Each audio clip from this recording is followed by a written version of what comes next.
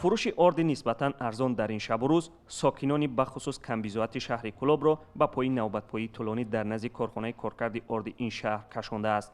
нархи як халта орди навъи якум дар ин корхона бо қимати 225 сомонӣ фурӯхта мешавад, дар ҳоле ки дар бозорҳои шаҳр ва минтақа як халтаи орди ҳамсон то 270 сомонӣ боло рафтааст.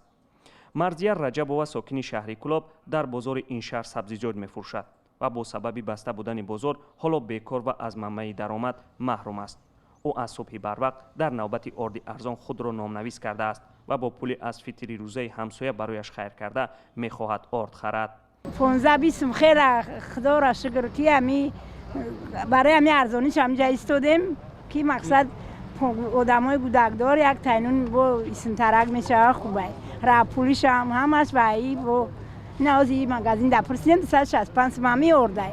корхонаи орди шаҳри Кӯлоб зертавобаи агентии захираҳои моддии давлатии назди ҳукумати ҷумҳурии Тоҷикистон аст.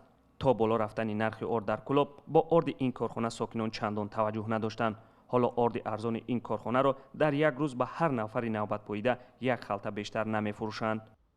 صفاتش سوزه نقد خوبه نه که امیر امکانات باشد تست ببرونده امی خلق جواب شوه نمی کارناویرس بروماگه مثال چی میشوه خلق با جمع بشه ایش بایش گفتی گپ خدا کو نشوه هیچ کا корхонаи орди шаҳри Кӯлоб гандумро аз ҷумҳурии Қазоқистон тариқи вагонҳои қатора вориди Кӯлоб мекунад. ба гуфтаи масъулини корхона онҳо дар як шабона рӯз 90 тонна орд истеҳсол карда ба минтақаҳо равон мекунанд то мардум аз орди тоза истеҳсол шуда ва арзон харидорӣ кунанд.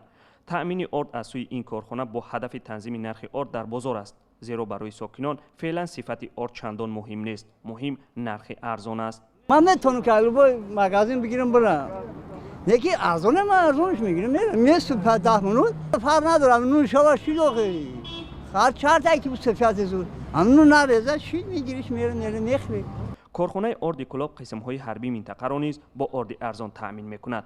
сокинон дар ҳоле ба орди арзони корхонаи Кӯлоб рӯ оварданд ки додситони шаҳри Кӯлоб соли 2017 алайҳи раҳбари ин корхона бо иттиҳоми фиреби муштариҳо парвандаи ҷиноӣ боз карда буд. мақомот гуфта буд ки ҳангоми тафтиш 1200 халта ё беш аз 65 тонна орди муҳлати истеъмолаш гузаштаро ошкор ва мусодира намуда буданд.